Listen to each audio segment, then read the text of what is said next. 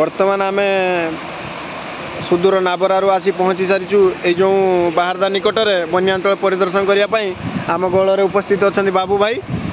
यही बन्या त्रिपीड़ित थी लोक विषय किसी कहतु मुझे चाहूँगी कि आमर रेमु ग्राम जो चिन्मय भाई अच्छा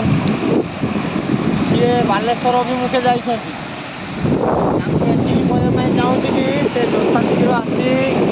मथानी पहुँचतु जो पानी घेर जो गाँ गुड़िक अच्छी से बहुत असुविधा पड़ी उद्धार कर तेणु उद्धार कर शीघ्र आसी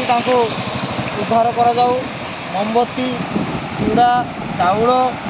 इत्यादि इत्यादि आणिकी चिन्ह भाई देले ग्रामवासी लोक मैंने बहुत खुशी अनुभव करेंगे एवं तांकर परिस्थिति बहुत जटिल अच्छी